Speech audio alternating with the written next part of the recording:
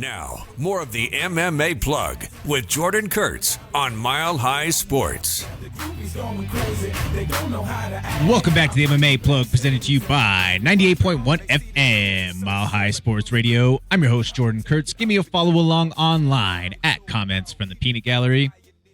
This segment, we're going to dive into a list of MMA movies, or let's call them maybe MMA adjacent movies, if you will, because there's concepts of it, but it may not actually be them making the formal walk into a cage. And you're going to see exactly what I mean as we go throughout the list here. And this was inspired based off of the feedback from a couple of you listening last week when we talked about the Roadhouse movie, the new Conor McGregor Roadhouse movie, in comparison to the original Patrick Swayze flick. So I say thank you all for your engagement and for you reaching out and giving us this idea for this segment here this week. But we're going to go through the list right now, and starting off with an honorable mention. And this one I give an honorable mention simply because this was a TV series. It wasn't an actual movie, but it's arguably the best one out of the entire list. So just purely out of formalities that it isn't a movie, and through the 3 years of runtime that it had from, I think it was like 2014 to 2017, somewhere around in there. Frank Grillo, if you don't know who Frank Grillo is one of the most badass martial arts actors that's out there. I mean, a guy who truly is very well trained, he's a lifelong martial artist who then he produced the Fight World documentary series that's on Netflix that you can go watch, and you could check out where he traveled around to some of the epicenters of the roots of fighting origins around the world. So, like I say, Frank Grillo is the guy that is the gem or the brain power behind this project. He's the star of the show. Definitely, I think, arguably one of the best on the whole list there. But you can tell a lot more in years of series than you can in, a 2-hour or less movie. So we'll move on from there and get to the actual list. The first one on the list, and this one, might you say, how is that an MMA movie? But I will say that this makes this list because it inspired the journey for many of fighters that are currently or in years past competed in mixed martial arts, and it inspired the nickname for so many and is the style behind so many, and that is Lionheart. That's the 1990 flick with Jean-Claude Van Damme. Obviously, we mentioned Anthony Lionheart Smith earlier on this program, who will be fighting on that UFC 301 card, but that underground fight scene, back then at that point, obviously 1990, that was prior to the UFC even being in existence, but being a fight scene where there were, some different styles mixing up in those underground situations. That's why that makes the list, and because of the inspiration of the Lionheart character to so many fighters throughout the years. The next one on the list is another underground fight scene type of movie, but it did have appearances from multiple actual fighters in it, along with it showing there were diversified skill sets. There was jiu-jitsu, there was judo, there was multiple different disciplines of striking, whether it be karate to boxing, so on and so forth in this movie. And that was Blood and Bone. That's Michael Jai White, who is a legit martial artist himself as well. He's going to be on this list a couple of times, but in that movie, you also had guys like Kimbo Slice. That's where the infamous scene of techniques being shared backstage or in the trailer area between Michael Jai White and Kimbo Slice came from. That's that movie, 2009's Blood and Bone. The next movie on the list is Bruised. That's the Halle Berry 2021 film. Now, there's definitely some very sensationalized aspects of a lot of these movies, and that's why I think that the best out of all of them is still reverted back to Kingdom, just because it was the most raw and gritty and true to the actual nature of the sport. But Bruised had its good elements, the way that Halle Berry immersed herself into the fight world. She is close friends with Valentina Shevchenko.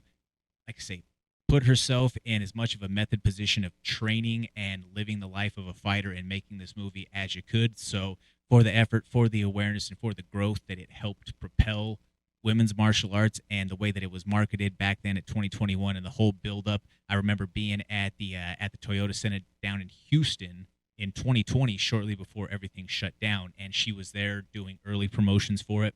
So, like I said, that was a big movie for the community as a whole. That was on the actual blockbuster scene as opposed to being some of the B-list movies. Next movie is another one that was a box office hit, was big on the mainstream side, and that's Here Comes the Boom. You had Kevin James along with Jason Mayhem Miller. That's where Mayhem Miller also had the on his media tour, the infamous blow up with Ariel Helwani when he was staying in character, and Ariel kept on trying to address him as Mayhem. I'm not Mayhem. Do this in your mom's basement MMA show type of thing, where he just destroys Ariel's set right then and there. But Here Comes the Boom. Again, that was a commercial success. Kevin James is a guy who is a longtime martial artist himself, was a state level wrestler back in the day, and I believe it was New York. Fun fact, Kevin James was on the same wrestling team as Mick Foley, who is also known as Mankind, Dude Love, and Cactus Jack from the WWE. Longtime legend there. Moving down the list, you have at number 6, I'm giving Conor McGregor's Roadhouse. We talked a lot about this movie last week, but there is the backstory and the side element of Elwood Dalton that they added in that might not necessarily have needed to be there, but what they did do in it was well done. So that's where it sits on the list. And the movie wasn't bad as a whole, where some of the plot lines, a little bit iffy, but they had some great fight elements to them. Next movie, just because it is such the classic, number 5 on the list, the original Never Back Down. This came out in 2008. I was 18 years old. This was a movie that hit all of the nuances of that era. Energy drinks, spiked hair, Affliction t-shirts. There was just everything that you could have imagined of like the cliche MMA world of back then was in that movie. And then this was before we realized what a Toxica she was. But Amber Heard in that movie, oh my gosh, what a smoke show back then. Continuing within that same franchise at number 4, and another Michael Jai White movie in the mix. He was not in the first one, but he was then in the second and the third. You have Never Back Down 3, No Surrender. His co-star in that movie, the original very first, or one of the youngest UFC champions, Josh Barnett. Funny enough, in the plot line of that story, Josh Barnett gets popped for steroids, and Michael Jai White has to fill in for him. Is that art imitating reality or reality imitating art? Which one do you want to go? There's way too many interlinked mixes of that part right there. The next movie, you have 1988's Bloodsport. Jean-Claude Van Damme, legendary martial arts movie character or actor, I should say. But in Bloodsport, you saw a lot of different styles. So that's where I'm going to consider the Kumite aspect of it. That's kind of reminiscent of the early days of the UFC. You have all these different styles. Who's the best?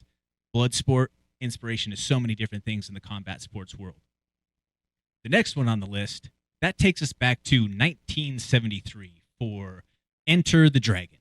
That's a Bruce Lee movie, but you could say, well, how was this an MMA movie? Or why is this the case? Well, go rewatch the very first fight scene of Enter the Dragon. Both of them have on gloves that look almost like modern era MMA gloves. But again, this was decades before it was even in existence. In that scene, though, you will see striking. You see judo. You see jiu-jitsu. You see all of these different mixed elements that essentially became Bruce Lee's Jeet Kune Do, martial arts philosophy and principle. And that first fight was ended by a submission. It wasn't ended by him knocking somebody out with some kind of crazy kick.